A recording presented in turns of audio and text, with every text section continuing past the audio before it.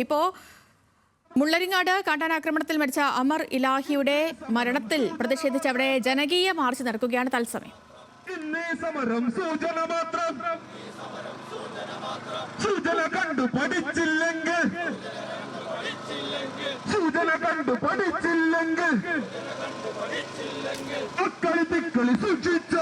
ആസിഫ് മുഹമ്മദിന്റെ വിവരങ്ങളുമായിട്ട്. ആസിഫ്, ഇന്നലെ രാത്രി വലിയ ജനകീയ പ്രക്ഷോഭം അവിടെ ഉണ്ടായിരുന്നു. ആ പ്രക്ഷോഭങ്ങൾക്ക് രാത്രി വൈകിയും ഡീൻ കുര്യാക്കോസ് അടക്കമുള്ളവർ ഉണ്ടായിരുന്നു. ഇന്നത്തെ ജനകീയ പ്രതിഷേധത്തിൽ എത്രത്തോളമാണ് പങ്കാളിത്തം? ഡീൻ കുര്യാക്കോസിനെ അടക്കം നമുക്ക് ദൃശ്യങ്ങളിൽ കാണാം.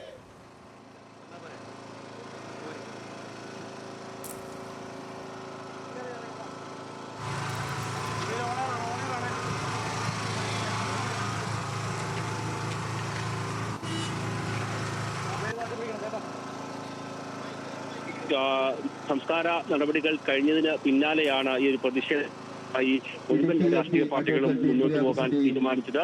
ഇപ്പോൾ ഇതിൽ ഇടത് വലത് അതുപോലെ BJP അങ്ങനെ എല്ലാ രാഷ്ട്രീയ പാർട്ടികളിൽപ്പെട്ട ആളുകളും പങ്കെടുക്കുന്നുണ്ട്.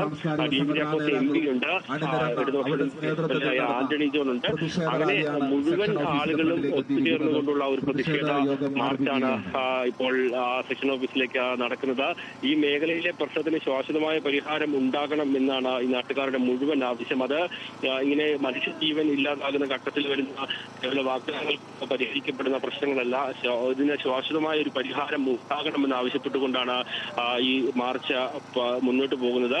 ഈ പ്രദേശത്തുള്ള പള്ളികളിലെ വൈദികരുണ്ട്, അതുപോലെ തന്നെ മറ്റ് ഇതര മതസ്ഥരുമായി ബന്ധപ്പെട്ട മുസ്ലിങ്ങളിലെയും മറ്റ് പള്ളികളിലെ ഇമാമുമാരുണ്ട്, അതുപോലെ തന്നെ ക്ഷേത്ര ഭാരവാഹികളുണ്ട്. അങ്ങനെ മുഴുവൻ ആളുകളും പങ്കെടുത്തുകൊണ്ട് ഉള്ള